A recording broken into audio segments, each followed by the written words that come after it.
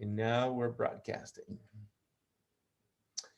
All right, welcome. Hello. So excited. Digital Roundtable, Wednesday, June 2nd, 2021. It is almost Christmas. Who would have thought? This year is going faster than I can count to 10. Incredible. We have a great show. The team is ready. We're all traveling, I think. And we have a phenomenal guest. So let me say hello real quick to John Butler, who is actually on the road. John, where are you today? I'm at Lost Pines Resort. How are you doing? I gave a keynote speech for the Research Bank and the Heritage Foundation down in Bastrop, Texas, the lovely resort of Lost Pines. It's a lovely day. All of the pine trees remind me of southern Louisiana and the North Shore of New Orleans. It's a great day. This is my first outing out, and I have a mask, as you can see, but not many people have on masks. So it's a great day in Central Texas, and I'm glad to be at Lost Pines in Bastrop, Louisiana. Bastrop, Texas. Excellent, Johnny. I'm glad that you're out and about, and I'm sure your keynote was marvelous. Llewelyn, how are you doing, sir? Very well, thank you, Andres. It's a beautiful day here in East Texas, also known as New England. And the sun is shining. It's a gentle breeze, a zephyr really, absolutely delightful, and indeed reminiscent of the best of English summer days, of which there are actually very few, but it's lovely. And when you can't take the humidity at all any longer, do feel free to come north. We're quite civilized. You don't have to wear blue paint on your face. That's well said. Well said. Well, today I'm in San Marcos at Texas State University, and it's a lovely day down here. It's warming up. It's 86 degrees, but you know, looking beautiful. Jason, how are you, sir? Where are you today? Hi, Andres. I'm in one of our city buildings today as I hop around from building to building with my normal day-to-day work. Y'all caught me in the Toomey facility, which is right there by Butler Shores in downtown Austin. And it's the original urban transportation centers where transportation planning started to happen in the city of Austin. Brilliant. Well, we're delighted that you're here. And for our audience sake, let me introduce you real quick. So that people get to know a little bit about you. Jason JonMichael, yeah, that's three first names, as he told me the first time I met him. He's the Assistant Director of Smart Mobility at the City of Austin. And he's going to be with us today for the hour. And in his capacity, Jason is responsible for a significant number of things: transportation, mobility, and parking solutions. To kind of round it up in three big buckets. He can tell us all of those details as he explains some of his programs and what's going on. But most importantly, the city of Austin most recently has a new bond approval in the last elections, where, you know, the city is going to be investing $7 billion over 20 years. And we are excited to hear perhaps some of those ideas and projects and where that's going. Prior to the city of Austin, Jason was a board chairman and member of Omni Air Consortium, a national technology leader at HNTB Corporation, senior associate at Siemens, and a vice president at ICC Corporation. And he received a Bachelor of Science in Environmental Engineering Technology and Management from the University of Georgia. Ooh, I love Georgia. Georgia is a beautiful state. Jason, welcome again. We are glad to have you.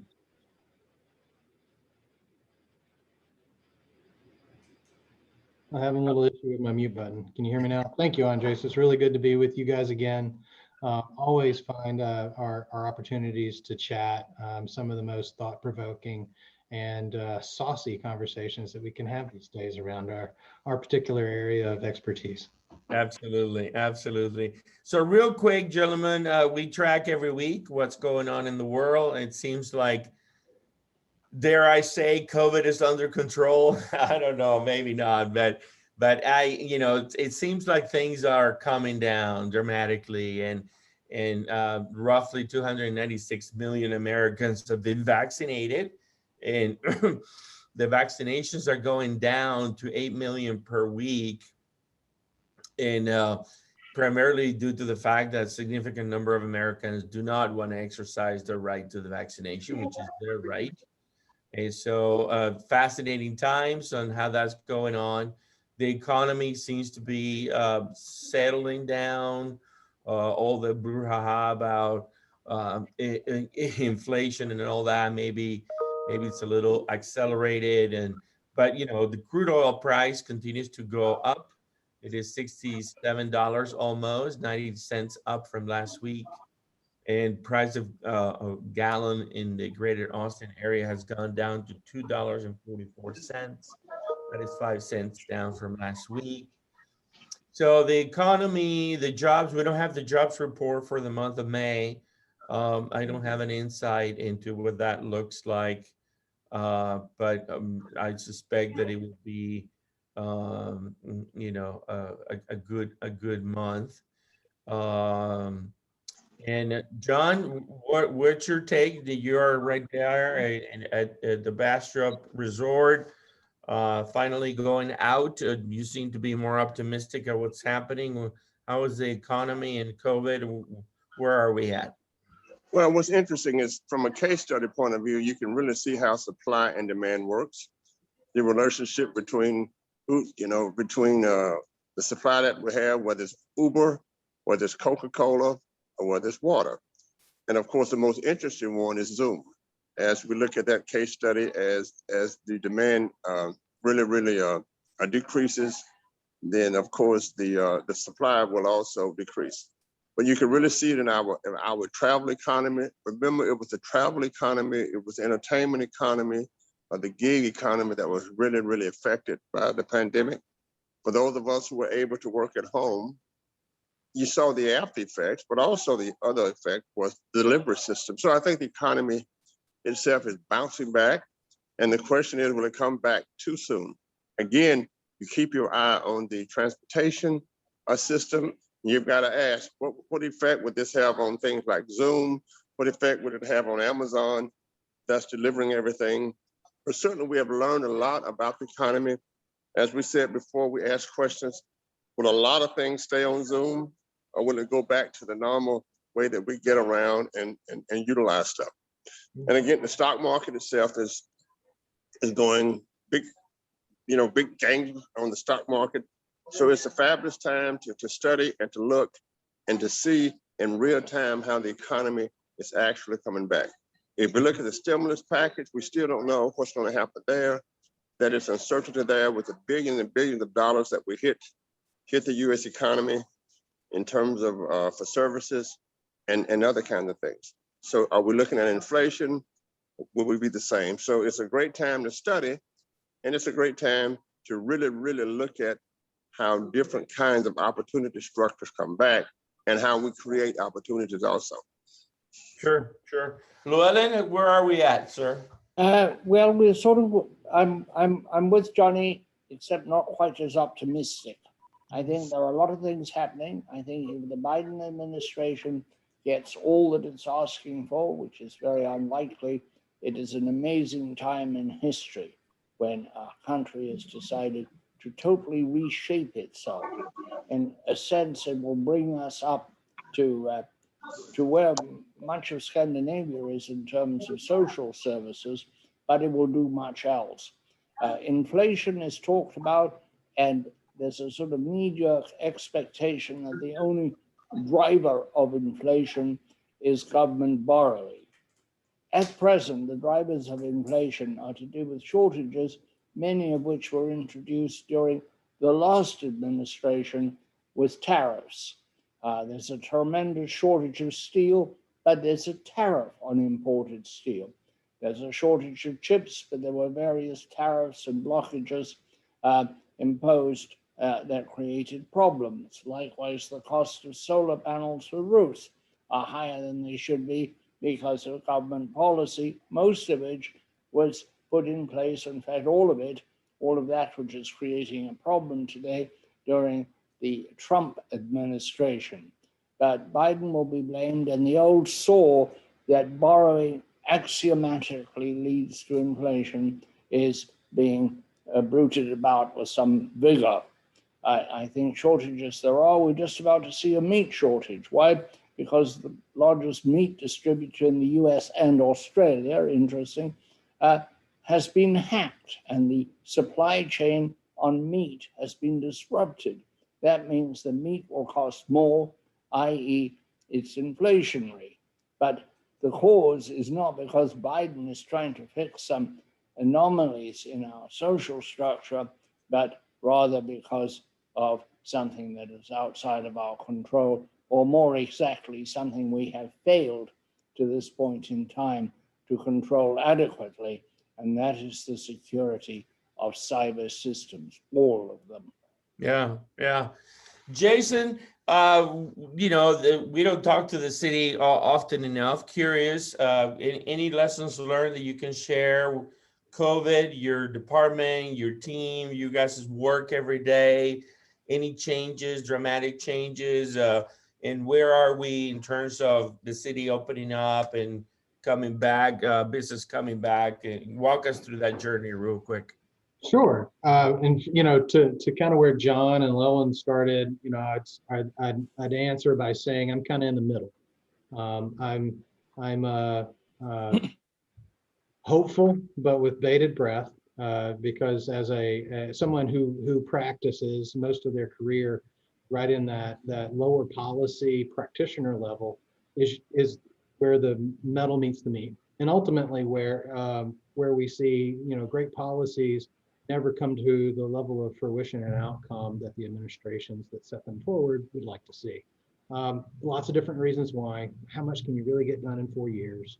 There's a lot of different things, right? And so we need to make sure that we're tapping into the continuum of conversation. That's a great place to be with infrastructure, because infrastructure is typically bipartisan. And it's something where the practitioners and the policymakers in infrastructure can agree to some level on a core set of goals and outcomes and strategies. To that effect, Austin's experiencing its own restart, its own resurgence. I manage the parking system. It's one of the systems that I manage here, and it's a great local economics flagstick. And we're seeing with the opening of businesses and the governor's ruling, we're starting to see businesses return.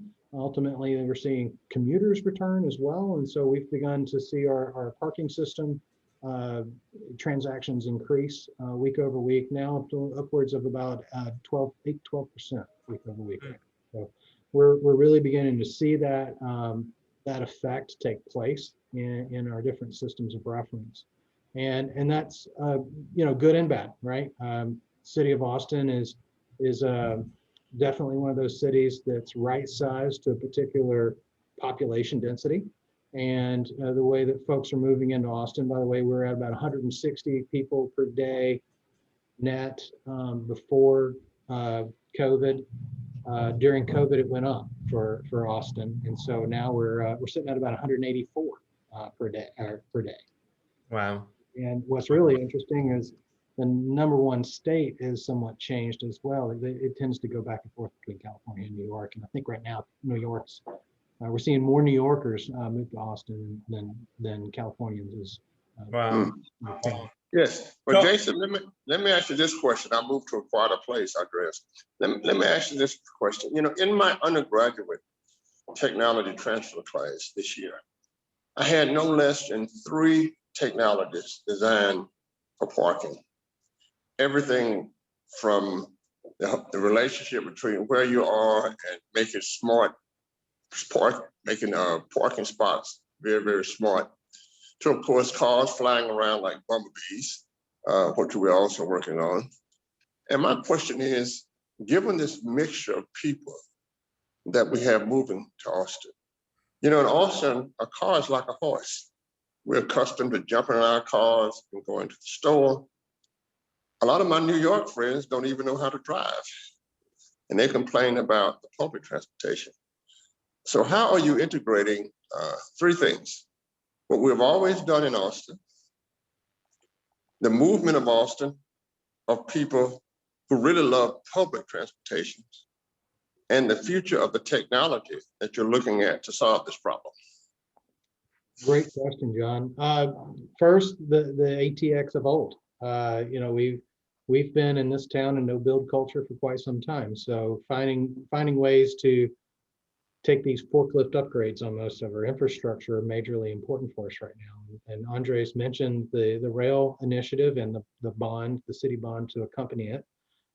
That's just the most recent. If you look back in the past, dating all the way back to 2016, you know, the transportation mobility bonds accumulate to a little under $2 billion. When you add in our other regional partners, TXST, namely with their reconstruction of the downtown section of I-35, first time it's been reconstructed with a whole new base plan since it was put into place in the 50s. So I think that in and of itself is kind of interesting, because you look at those downtown ramps, and they're those old 50 style ramps that just shove you right into traffic, because everybody back then was doing about 55 on the highway. You know, what it means for this region is we're beginning to take on those big forklift upgrades of infrastructure. Now, what's important for us is to ensure that while we're doing that, we're bringing around the digital transformation of this infrastructure at the same time. You know, we could have done this in the past, but we may not have been able to take advantage of a lot of Internet of Things and other ways of communicating with a particular element of this overall equation that I always think is the most important, something we used to call users. We used to call them transportation users. I like to use the term customer. Now, are they a paying customer today? They are, but they pay in a much different way than what we'd like to. And I mean, I think we're starting to see some of that ideology come out of our federal partners as well, of we've got to understand, we've got to get it in everybody's hand, in everybody's head, in every household in America, the fact that you have to be responsible for your time, your place in the mobility system. How much space and time are you taking up? And what are you gaining for that? And what are you delivering to your community and value for that? And so that's ultimately the next step, I would say, in the paradigm shift of digital transformation of transportation. Transportation's been it's not really been a utility. You can't call it a utility because we've never had that customer relationship before. We've rested on the gas tax and things set in place during the Eisenhower era to be the way that we finance and communicate with the public on the usage of what a lot of them consider to be a free asset. Mm-hmm. One that they truly don't understand how much they're paying into, let alone when they buy a house out in the county or out in Bastrop and then have to commute all the way into Austin, what that opportunity cost is either. And so one of my biggest goals in all of this is ensuring that every person in the Austin region, hopefully eventually the world, has the opportunity to understand what's their impact. What is their impact and how do they change their impact in mobility? And there's something there for everyone, from how do you keep local economies and local businesses going to your most important thing is air quality. It doesn't really matter, but if you treat them like a customer, and we take pages out of a lot of the big companies that we've mentioned already on this talk, well, then we've created something where we have a new, very elaborate and long-lasting relationship with the people that utilize our mobility systems day to day. Yeah, Llewelyn? Yeah, that's good. Let me follow up. You know, in Andres and our work, we're looking at customers in the network economy, not necessarily as traditional customers, but customers that can talk back to you. So in Andres' great conceptualization of the smart city, we're looking at how do you connect the network of people to the city itself? Another way of asking the question is, now I'm a smart person technologically wise, I can speak back to you. You're not just saying go park here, I can speak back to you. So what would be the technologies you think, if you look around, that would connect me as a person to your network of parking, your network of moving around in space, so that I can interact with you and it's not a one-way old relationship where the data are just thrown at me? Have you thought about that at all? Oh, a lot. In fact, 2 years ago, we invited the world's open source blockchain organization, the IOTA Foundation, to stand up their North American headquarters right here in Austin, which they agreed to do. Yeah, blockchains has its own path in the Gartner hype curve, but let's just talk about the technology and what it does, right? And that's what really attracted me to it. It wasn't necessarily the crypto component of it, but quite honestly, I'm a networking guy, and so the immutable ledger and how you're able to portably move information along with its rules in a way that is very much more real time. I work in a lot of real-time systems, right, where real-time information of where that next accident happened and getting that information to people is critically important. The way that we do it in the past, people are trying to essentially win at the digital customer channel game, I call it. We all have these different digital customer channels, where you're Uber with their app or your Cap Metro and you've got a fare collection app, et cetera. Everybody's trying to gain the same customer and having them download that level of apps. In fact, up until scooters happened in 2018, we hadn't seen any real movement in a digital customer channel area in quite some time. And then all of a sudden, with that, we saw the world download a whole bunch of new applications, right? Just in the mobility space, so to speak. And ultimately, that might be one of the last forays of that. I think AV providers will be another one. But in essence, they're all going to own their own customer. So as a city, everyone's my customer. And so I need to look at this entire equation very differently. And rather than looking at it from a winners and losers and who gets what app and who owns whose data, I need to look at it from more of an open commons perspective, which begs the question around something as similar that the entire world's economy works on. And that's the creation of an exchange of information and exchange of value. There's nothing different than NASDAQ and creating something locally equivalent that maybe the key fiat currency is carbon in the future.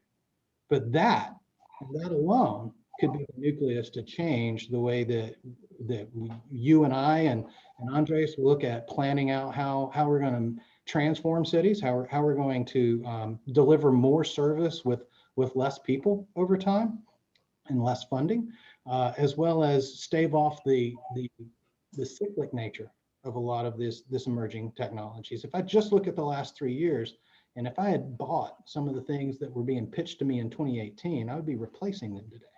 Right. And so it begs the question also to our policymakers and legal teams within government of, well, we're not buying, we're not trying to buy it.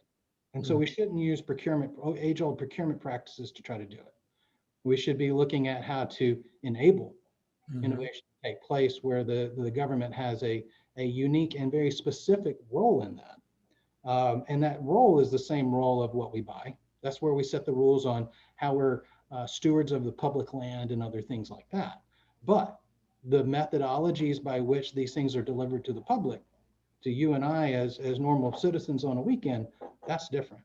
And I think that's what you're seeing get tried out in different smart city initiatives, and ultimately is where you're seeing the marketplace struggle right now.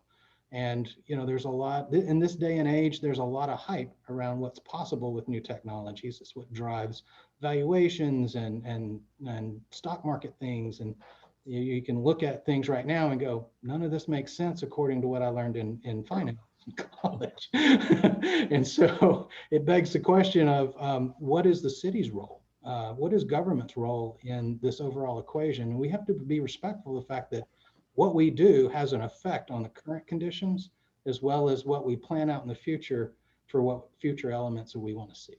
Yeah. Llewelyn? I would like to start really at the beginning of transportation, and that is, Jason, aren't we somewhat stuck with our present concepts? You mentioned scooters. That's an enormous breakthrough. It may not be refined, it may not have reached its ideal safety level, but it is a big change. And transportation is different things in different cities. In Ho Chi Minh City, it's by motorcycle. There's no way you can thread a car through that traffic. It's hard enough. It's just amazing how well it operates, but it's not ideal. But we are seeing just glimmers of new and better transportation. We have the possibility of faster tunneling, therefore better underground transportation. We have the possibility of short-haul air transportation with electrified airplanes, and we have the possibility of speeding everything on the ground up by removing all the impediments there are to the flow of traffic, most of which are time wasters like traffic lights when there's nobody there, that kind of thing, just to keep the whole thing. The electric power industry believes, according to Ashad Mansour, who we had on this program, said that with a digital future, they can wring more electricity out of everything, including a dam that has been producing electricity for 100 years. It can be made more efficient. There can be a big gain. So what are these gains? But I think that people who plan cities tend to forget the people who live in them. Whenever I get into a discussion on television or in print about cities, people write to me and say, what about walkability? Walkability, that doesn't require anything to do with the internet. Good pair of shoes is probably a beginning, which is not a city function. And I've been lucky enough to live in 3 major cities, London, New York, and Washington, all of which have put in over the decades, some faster than others, massive public transportation. And the success of public transportation is frequency. I'm living in Providence now, or outside of it. There is public transportation, but it is so infrequent. It is only the desperate, those without any other, who use it. Whereas if I were in London or New York or Washington, I'd walk out the door and get on a bus, because one would be around along in a few minutes. As my wife, Linda Grasparello, says of the London buses, they're like a conveyor belt. You don't get on the 11, there'll be another 11. So that these are things to be borne in mind, that public transportation, and it doesn't always have to be provided by the government. We don't think of it, but airlines are public transportation, profit-making public transportation. We should probably try to go back to that. And as a question, I'd like to ask you, as being head of parking in your lovely city, I hope Johnny didn't hear me say that. What about turning your parking meters into charge points for electric vehicles? Already doing it, Llewelyn. We have a unique partnership with Austin Energy, where we've begun electrifying different parking spaces around town.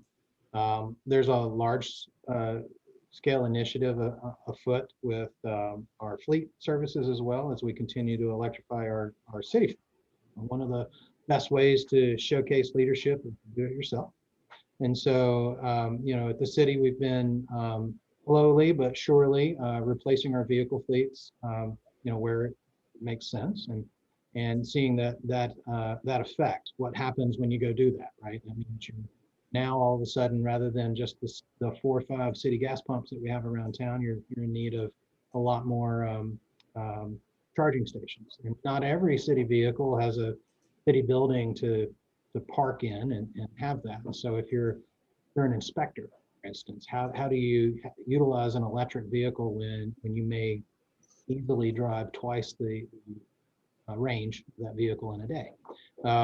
Those are the things that we're beginning to take under as we begin doing the smallest effect, which is changing out those vehicles that have a nice parking space that near a building that we own, and making those charging stations. So over in my parking facility, for instance, half of my ground transportation officers, all of those vehicles are either hybrid electric or electric vehicles now. I think we only have 2 that are still ICE versions, and those are relegated to the corner of the parking lot, because we're really trying to bring around that. And to your point, there's all this smart mobility talk and AVs and connected vehicles and Internet of Things. Even we forget that there's this one original mode of walking or rolling.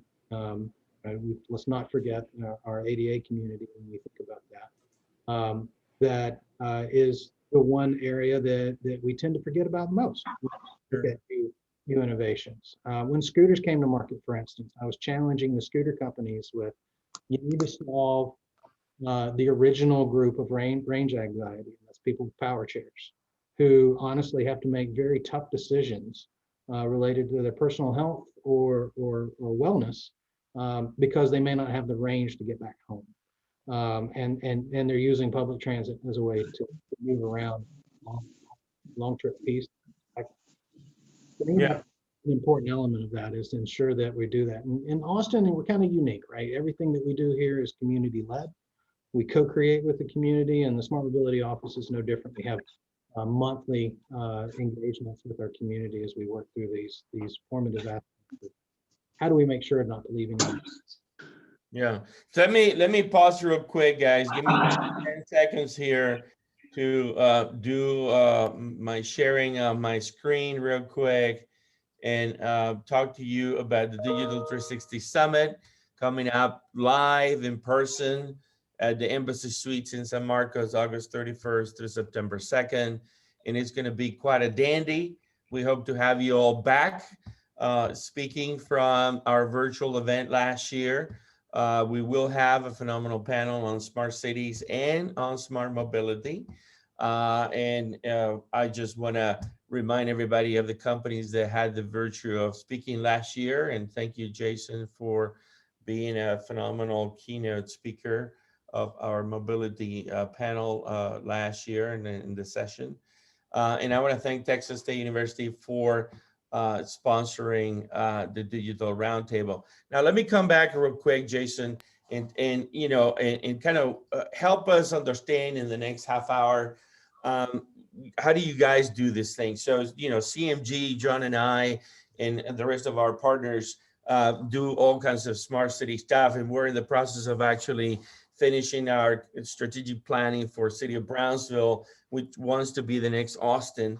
And we have incredible assets. And so we're curious about mobility in general, because we tend to think that mobility is really the gateway to total digitalization of the city. So when you look at what Austin has, the assets that Austin has, the partnerships, sort of the stakeholders, Cap, Metro, so on and so on, all this, partnerships with Uber and Lyft. And when you look at, transit itself, building the roads, public works, the street lights, the traffic lights, the signage, right? You got parking, you got potentially drones coming into play. I'm curious about a couple things, and maybe you can walk us through it. Are you guys, dealing with today and planning for solving the problem of next week? Or are you guys really planning the fact that, in my opinion, Austin will be the 5th largest city in America in 20 years, and we're going to have 6 million people living in Austin? Well, how do you peel that onion on the planning side? How far ahead do you pick the battles, and how do you educate people around you on this? Well, I like to peel onions by cutting them in half.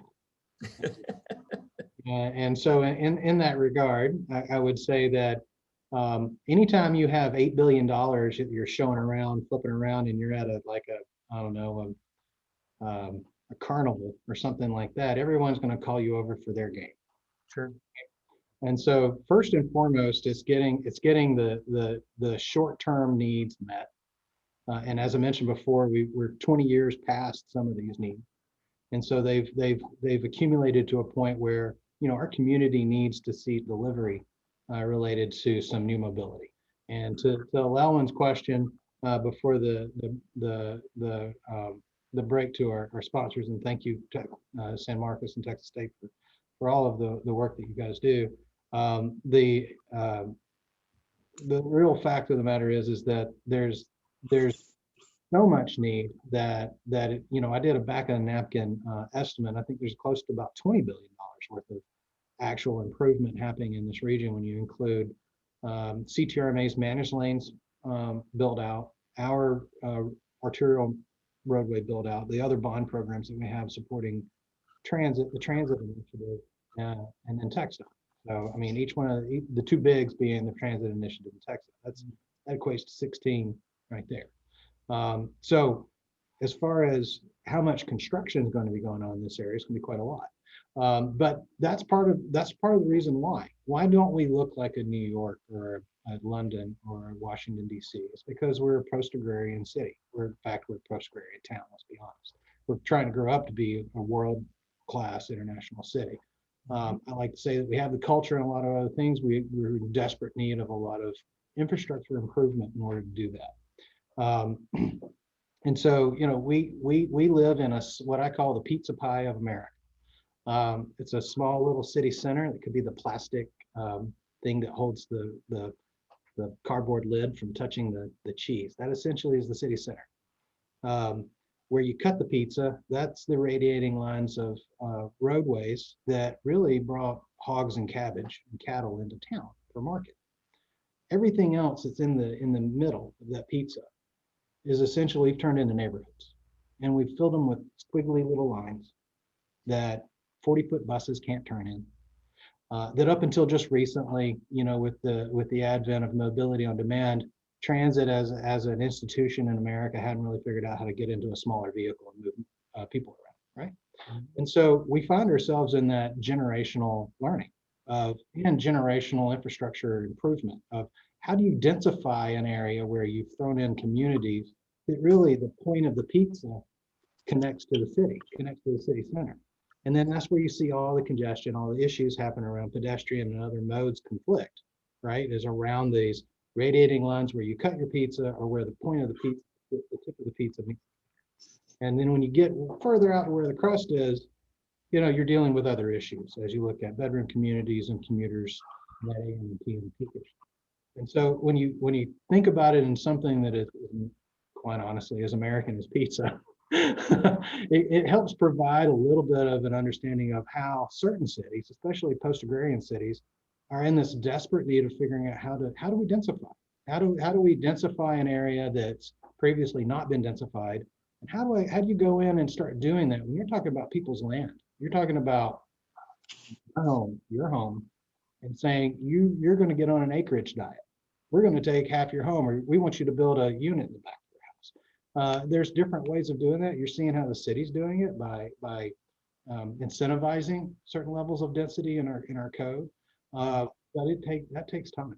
And so ultimately you have to be bold, and you have to look at certain elements of plans and roadmaps, and then resonate those roadmaps together to figure out, okay, we're in a good enough solid ground for us to move forward on these items. And so that's why you're seeing the city move forward with other land development things, other things that are focused on the developer community. As you see, you know, in my background shot here, I like to say that, you know, the new city bird is the construction crane, because we seem to take up all the construction cranes up and down I-35. They're all in our fair city right now. And how do you then take advantage of these opportunities to present you know, solutions where, as long as one particular element of that roadmap moves forward and the other one does too, that there's this meeting in the future of where these two pieces come together, i.e. land development and a major rail initiative. You know, one would call it chicken and egg or egg and chicken, but at the end of the day, they both need to move forward, and hopefully they have an intersection point in the future. Yes, well, Jason, I really like that, the concept of the pie, if you will. But let me ask another question. When we were planning Austin back in the old days, we talked about a regional advantage. We talked about San Antonio, we talked about Houston, we talked about Dallas. As a matter of fact, our concept was the triangle that North Carolina actually stole, I think, from Kosmeski. And I was on the you know, the organization Austin that liked to plan. And my question is, you know, if we take that pie analogy and move it to a region, then San Antonio, San Marcos, Pflugerville, you name it, maybe even Houston, become part of the network. So if we talk about economic and business model, talk about regional advantages. So the difference between Bastrop and Austin will fade in that connected economy. You just live in different places. And I understand, me being from the North Shore of New Orleans, we don't like to be associated with New Orleans, although we are now. We just are the North Shore of New Orleans. I know that the mayor of Pflugerville wants to be Pflugerville. Georgetown wants to be Georgetown. But look, in this connected economy of mobility, how do you deal with the quote small, we don't have suburbs in the South, we have small towns. How do you deal, first of all, they want the business and the expressway, but they reject the notion of a big city. So in your transportation plans, how do we hook up with Pflugerville or maybe Bastrop or maybe as far as San Antonio? Because I think that where Andreas is, his university in San Marcos, will bring that corridor much closer to San Antonio. And right now I have friends selling their homes in Austin and moving to Waco. How do you, and driving to Austin, they say, look, I'll take the 2 million, I can drive for an hour and 20 minutes every day for 2 million. How have you thought about connecting the pizza to Waco, to Houston, and to San Antonio as the business communities become connected in the future? Well, you make it bite-sized. Like, I mean, and the funny thing is, John, I was in one of these conversations, so it's the little Totino's things that are kidsy. Essentially what you're creating, right? You need to create something that is quick, that's bite-sized, and is portable. And ultimately, that means solving some digital divide issues. That means solving some digital literacy issues, and ultimately some banked and unbanked issues as well. But the way that we do that is by digitizing our services. And when you digitize services, it changes the whole concept. Something as simple as making changes in our taxi franchise code. And originally in Austin's taxi franchise code, it had something that was age old from many generations past, where they had to have a radio dispatcher office, and it had to be in the city limits. And that was a thing, that was a business continuity thing that was needed back in those days. It's not something that's needed now. I mean, Uber and Lyft operate without even having a radio dispatching service, right? And so changing simple things like that enables lots of other things to happen. So in essence, it's hard to find them all. You can't find them all. You need, this is crazy for me to say, but you actually need disruption like scooters to happen, to Absolutely. the ability to run through a bunch of old code to determine what all did that disruption break, so I can go and make all those old things refreshed for new and potential future, right? Yes, great answer. And we haven't even talked about people flying around like bumblebees in unmanned vehicles. Thank you, sir. Yeah, we'll get there. Eventually we'll have AVs in the wild where you can holler up one up and come clear across the other side of the city. Yeah. Absolutely. Like that. Where things. How do you feel, Jason, about the private car? All sorts of futurists see a day when the private car will give way to the general vehicle, which will be on demand, the driverless Uber. On the other hand, people think of their cars as an extension of their living rooms and as a statement about themselves. And people buy nice cars, not for transportation, but for social demographics or social dynamics, I should have said. Digital nomadism, I call it. Do you think it's going to come? I mean, it's come with scooters, but will it come really with automobiles? Or do we want our own, And the other thing is, are you thinking about the death of the gas station and what you'll do with all of those strange structures which don't lend themselves to other activities very well? So first, yes, I see a unique opportunity as it relates to really the advent of all these new technologies and how they'll be delivered to customers to begin with. When you look at how much money it takes to keep an AV operational today, it's just not something that you and I, or even the five of us together, could pitch in and all share one, and at least still be able to put that meat, which will cost more in the future, on the table.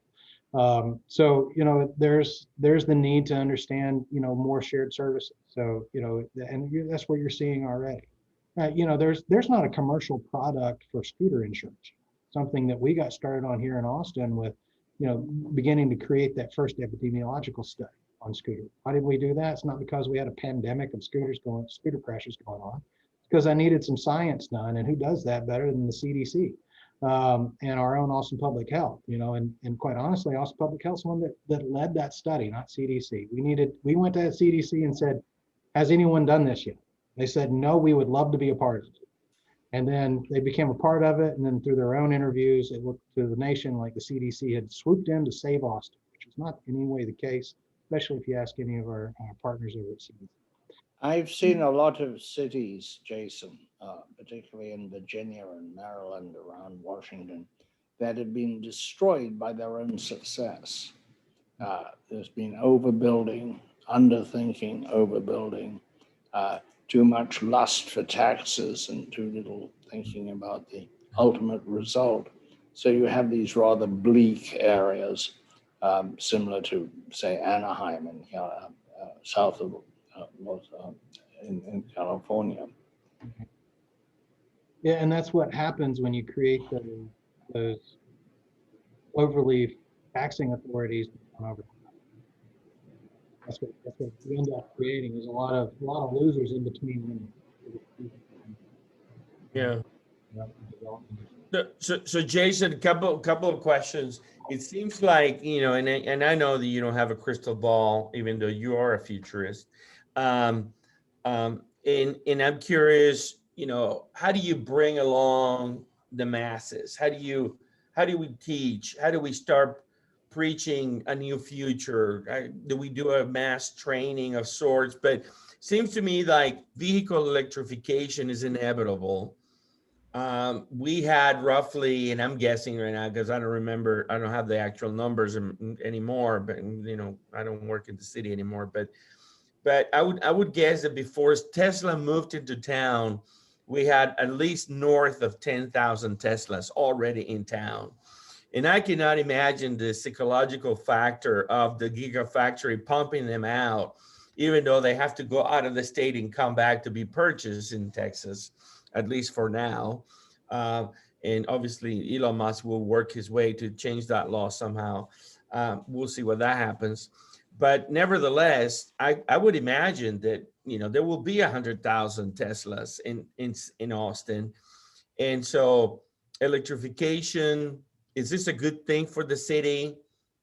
Will we see a downtown that only allows electric vehicles that are autonomous, and so that the digital cars, as you were alluding to, the digital nomads are driving around and people come in, if they have the right badge with the identification, they can jump in and out of this digital nomad vehicles. Is this something that is going to happen anytime soon? What do you think? I think it's generational. I think we're going to see generational improvements happen, but getting to a point where you've cordoned off the city and you're not allowing a specific mode, I don't see that happening anytime soon. I see is the opportunity costs changing, the choices that you make, and ultimately then also what the connectivity plus ups that you get out of choosing other modes over. And again, back to how do we make this formative change that involves really a behavioral change of every customer that we have that currently doesn't even know we exist. Because of the way that our transportation system's been financed. We've got to get started on something that, well, it's kind of good, right? We're not taking age-old customers that were paper customers that we made that became World Wide Web customers that now need to be this level of app-focused customer. We're able to kind of not even have to worry about the past on all of that goes as much, and really try to take advantage of what current and future is, and more future than current. I do believe that it is around sharing information more readily and more real time with all of our customers, so that if I have a large 2.5-ton truck and I have a small little 6-cylinder small XUV. If I decide to drive the XUV downtown, I'm going to have a certain opportunity cost for parking and other things in the future, not right now. In the future, if I decided to bring my 2.5 ton truck down, well, obviously I'm going to be using more space, and the time that I use that space, I should be paying for that more space equivalent. And I think that gives everyone the ability to understand the choices that you make, because I think the same thing's going to happen to what Llewelyn was mentioning around the gas stations or pumps, or if that was you, I just can't remember now. But that's where all that piece comes in. And there's so many other things that have to come out as strategy. And remember that our private sector partners don't have this all baked in the oven yet either. In fact, most of them need access to a city like what we've done with our AV partner Ford and Argo, for instance, just so that they can continue to iterate their own business designs and their business models within the city. And simple things like we forget that one of the first demographics that's going to use an AV is our aging baby boomer population that is still, gainfully employed, if not well endowed with money, and wants to continue to move around, but we don't have the ability to do so. Well, there's a lot to have happen just in that one space, none the least of which would be an experience center, so that we can take everyone. Not everyone is as digitally inclined as Llewelyn and others, to be able to, not only utilize the service, that's the easy part, but we got to remember that most folks are used to having a level of interaction and customer support with the driver. So now all of a sudden, I'm not feeling very well, or the doctor's appointment that I just came from, the treatment they gave me, I'm having some kind of effect. If you were talking to a human driver, it'd be easy. We're going to change the route, and here's where you're headed now. Be able to do that with a digital equivalent, where you're phoning somebody in a call center. That's very different, and that's just one example. I mean, we're also downtown Austin, and we're college town, so nobody would want to get in that AV if it's 2:30 in the morning, and it just dropped off a bunch of drunk kids, because likely there's a mess in there. So those are the things that still there's that social aspect of the transformation that have yet to happen. Even been tested out with a group large enough to say that you're coming away with some kind of learnings from it. Yet the evaluations and where things are headed are pointing to something much greater. And even our partners are like, look, we got we can't answer all these questions right now. We got to spend time making sure that the software works, making sure that the componentry on the vehicle works, and starting this very first foray of customer service elements. Things that we take for granted. We take it all for granted when we remove the human. It's not just about driving. It's about everything else too, if you're bringing a service along. Well, maybe the Texas State CIEDAR Smart Mobility Lab can help, because it's just South Austin, right? So, but one quick question, and I'm gonna let these guys jump in. I don't know if you've seen the commercial on TV, Domino's delivering a pizza using something called Neuro, which is a startup that it started in University of Houston, and it's going on and delivering pizzas in Houston. What do you think of that? Is that coming to Austin? I think we're going to see different automated package delivery services in every city in the United States. I think that is a lasting reflection of the last 18 months, and something that Austin put out an RFI to have package land drones. We were hoping to really introduce that to the world. We had one company come to us very early in 2018. We created a council resolution around it even. I'm so excited about it. And then it was crickets. Now all of a sudden I've got more of those people wanting to operate in the city than I have scooter companies. I have a question, Jason, which is, how do you allocate recreation space? You've got a city that's growing at an extraordinary extent, a lot of people housing at a premium, people wanting somewhere to live as close to the center as they can get, and probably, or in a desirable suburb, but all of which tends to squeeze recreational space. There was a tremendous pressure in New York to build Central Park. I mean, everybody wants to do everything else with that valuable piece of land. And of course, it is the emblem of New York. London has a great deal of recreational space, as does Washington. It's got a huge wild river basically running through it, Rock Creek. What about Houston? How are you going to find the land for recreational space, both for sports, but also just for people to party in, to have their barbecues, to sit out, to do all the things that people love to do in parks? And that goes back to a lot of our city planning process. You know, here in Austin, we have some plans called Imagine Austin, and then our Strategic Direction 2023, which sets out a more near-term goal set for 2023. And in that is where we've tied, we want our city to be a walkable city. We want it to be a livable downtown and other things. And that's what you see in our different policies and the developments that have happened around the city. Is how do we try to densify, as mentioned before on the pizza pie analogy, while still saving enough room for the cheese where it's not just a whole bunch of toppings.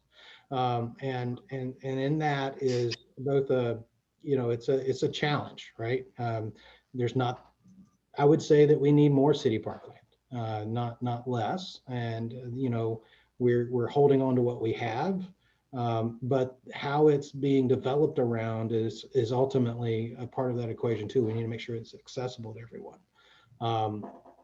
And lastly, I think there's an opportunity there to invite our community into these park areas to do that experiential learning, to bring around that habitual and behavioral change that helps people get an opportunity to see their first AV in operation, maybe even take the first ride, and do so not in a typical built environment, but in something that is more park-like in setting, which provides a little bit more of a level of comfort, right? And it's something that they can gravitate to a little bit easier, and do so on their own accord, and not have just these one events, right? But have it something that's planned and programmed and activated within certain not just city parks, but other facilities within the city.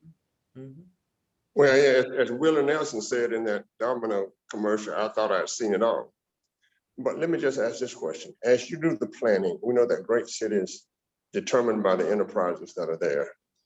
As we look at Austin, Texas, and everybody that's moving here, is there an interaction between your planning and business enterprises, whether it be IBM, whether it be Tesla, whether it be a shop, a sandwich shop, or whether it be a manufacturing firm? Do you look at the impact of what you're doing on business enterprise? And I guess the big one is to make sure that they stay here, and make sure that this continues to be a very entrepreneurial city. I can't speak for other departments, such as the city planning department or others in development services departments, but related to mobility and how I interact with those departments, certainly, John, we're definitely focused on understanding, what effects those developments have, both positive and negative. That's where our traffic impact analysis comes to help those private developers understand that when they build a multi-use facility of a certain size, it's going to have this much parking, this much residential, et cetera, and it's going to have these many businesses driving this much volume of and we count cars, right? Because we're still a car-dependent city right now. And that's where that traffic impact analysis comes. Now, what we do is we try to mitigate that traffic impact analysis, that vehicle analysis, by incentivizing other modes, and that's how developers are able to essentially provide resources that are localized to their development that help balance the modal equation for their development. That's how they're bringing around more walkability or different rain gardens, perhaps, or putting in mobility as a service stations like scooters or car share or other things like that in order to reduce their vehicle trips that are generated by their development.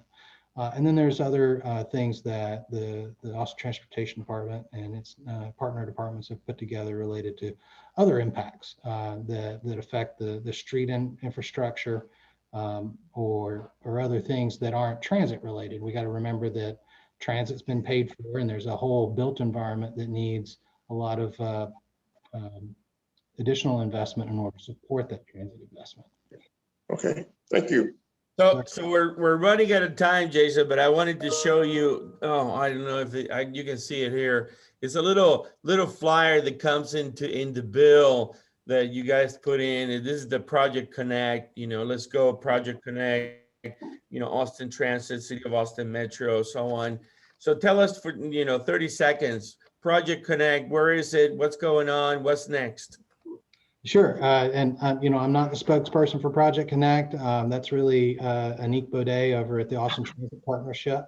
So we've created the local government corporation, Austin Transit Partnership, which is really the glue that holds Cap Metro and City of Austin together in this unified process where we work together to leverage the financing of both sides of the house there, both the city from our perspective and tax authority, as well as Cap Metro and their ability to gain and gather federal funds as well. So that's stood up. That's beginning to be filled out with staff. And then, inside the city, I'd like to recognize that, we've been working towards this partnership for a while, and something as simple as bike share has been really the formative first steps in that. So a year ago, we started a partnership with Capital Metro where we took our local bike share system. It's called Austin B-Cycle. It's a Trek solution. And we took that solution, and it's a city-owned asset, and we were running it. And instead of just us running it and trying to chase Cap Metro around on where their next new bus stop was going to happen, or new rail stop, we decided to partner with them to where they're a part of the overall government equation and investing in and expanding our bike share system. And so it was a first foray, if you will, in a way where the city owns the asset and Cap Metro helps operate it and leverage their funds to support its sustainability in the marketplace. And it's worked out really well. We've now we've started converting the fleet over to electric assist bikes, so they're not just pedal. If you've ever ridden one of our bike share bikes, having the electric assist and being able to go up, say, Brazos Hill up to the Capitol is kind of a needed thing, not a nice to have. Just a need. And so, that's allowed us to really expand the system and create that first mile, last mile solution. So that's a government solution that'll always be there regardless of other mobility as a service providers changing throughout time. This one's now tied to transit and to our Pizza analogy, how do you pull people out of these squiggly road networks of neighborhoods and get them to the high capacity lines? You really got to solve the first mile, last mile solution first. Okay. And by us providing that and getting everybody on that first, now when we bring around the rail and other things like that, folks will already have figured out their first mile, last mile equations. Yeah, absolutely. Unfortunately, Jason, we're out of time. We could talk to you for a couple of days straight. Love your insights. Thanks for being with us today. I don't know if there are any parting thoughts or anything you want to share. Everything that we're in this transformation. We in transportation have been asking for it for about 30 years, and now it's here. And so I need everyone just working on it because we finally got what we asked for. The whole world's paying attention to us. Thank you, Jason. Thank you very much. Very interesting. Excellent. Thank you, Jason. Thank you, guys. Fantastic. Thanks for participating today. And thanks for those who were listening. I'm going to stop recording now.